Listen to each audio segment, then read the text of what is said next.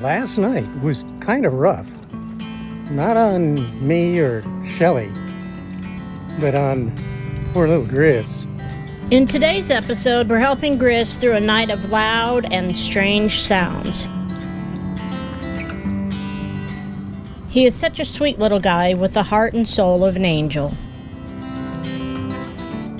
We think that because he doesn't understand, it kind of freaks him out. He is getting a little better.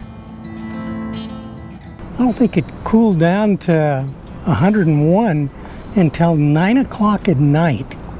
I think we finally broke 100, probably about 1 in the morning. I thought you guys might like to see this.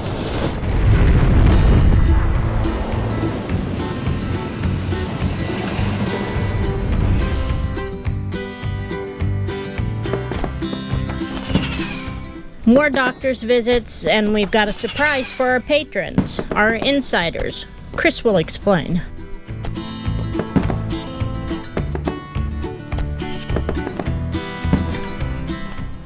Yep, 4th of July. This weekend is going to be interesting. We're going to have a great time, no matter what.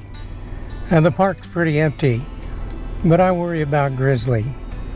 His diminutive size makes him a little nervous around big and loud noises. For some reason, he just does not cotton to them at all. So we'll do what we've done for the last few years.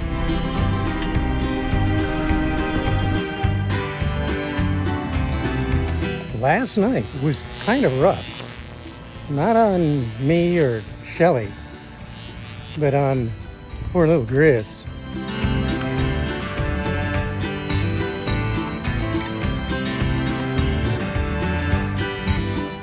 Seems like somebody in the neighborhood behind the park spent an awful lot of money on fireworks. And from about 7:30, 8 o'clock on, they were just banging away. Grizz handled it pretty well for a while, but it got to a point where you could tell he was very unsettled. Went to bed early, cuddled with him and Mom. Poor little guy. He tries so hard to be brave. And he is, for the most part. But he seems to be doing better now. Don't get me wrong, I love fireworks. I grew up loving them. When I was little, they were cheap and accessible all the time. I kind of grew up in an American oil camp in Venezuela. Yeah. Those were some fun times.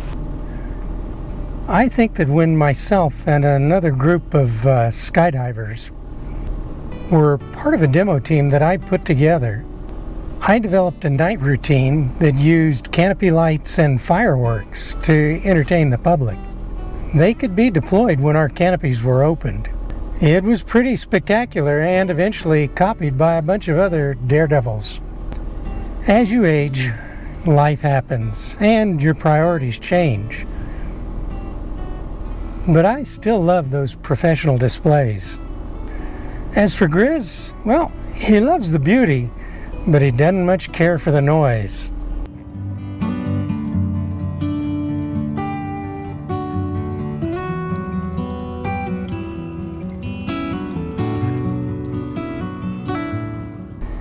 He can become almost inconsolable. As you can guess, here in Arizona, there are a lot of obnoxious and mostly noisy amateur displays in the neighborhoods around these parks. So around 8 p.m., we retreat to the bedroom in the RV and put on a movie. Get ourselves a nice big bag of treats for us and Grizz and just kind of sweat it out. He seemed to do a lot better this year, and thank goodness that most parks have banned fireworks in them for obvious reasons. Right around 11 p.m., the ruckus kind of died down and we all just drifted off to sleep, with him curled up between the two of us.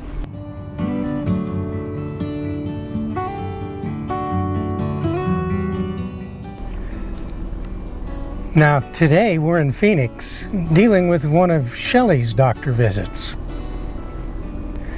Then it'll be back to Mesa with maybe a detour or two. Stop at the grocery store, get a few things, and swing by the hat lady and see if she's got any updates for us.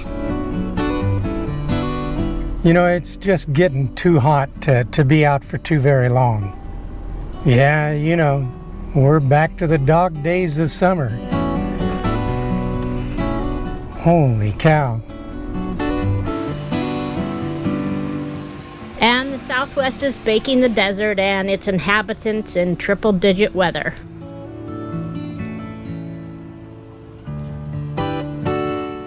More moving drama. We move on Monday again. And man, is it stifling out. Yesterday was like 113. I don't think it cooled down to 101 until 9 o'clock at night. I think we finally broke 100, probably about 1 in the morning. Wow. So basically what that means is Saturday and Sunday mornings will be spent cleaning up things here at the rig and packing away as much stuff as I can to get ready for the move on Monday. It seems like right now all the Encore parks are enforcing that rule about not being able to check in till around noon at the earliest, which makes it really tough on us. We just kind of go with the flow. Thank goodness we have the generator. If it wasn't for that, we wouldn't be able to keep the rig cool. And then it would be almost impossible once we hooked up to utilities to get it to cool down for the rest of the day and that evening. So we'll be putting it through its paces tomorrow. It's only an hour or two, but we'll be running two generators. We'll be running 2 ACs full out. It's nice that we've got that 7 kW. So what have I been doing between doctors, cancer, repairs, and hiding from the heat? Well, Grizz and I get our walk in early in the morning like usual. And then if I get back soon enough and it's not too super hot, I'll grab the polishing stuff and get at it again. I'll do about a 2x2 foot square. And that'll take me about 15 or 20 minutes, and then I am just beat for the rest of the day. I thought you guys might like to see this. The patches are in, and when we get the first few hats done, we'll get them shipped out right away. So it's just about here, guys. Hang tight. We're just waiting now for our hat lady to go ahead and put them on, and the flag, or the American flag patch as well. Now, the last 2 hats are going to take a little bit longer because we're still waiting for them to come in from the shipper. It seems that they're a little bit backlogged on them. So hang in there. I'll give Kurt and Katie a call directly and let them know that they'll be just a little bit behind the time. I really want to thank you all for being so very patient, putting up with my newbiness to all of this swag stuff. We're getting them to you, and I hope you really enjoy them. They are so comfortable, and I love mine. So we'll let you know, we'll stay in contact and keep you up on it. Appreciate everything you guys are doing for us.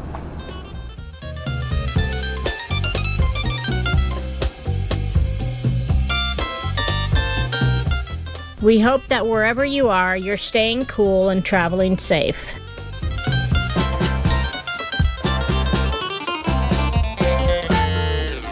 Looking forward to seeing you all again next week.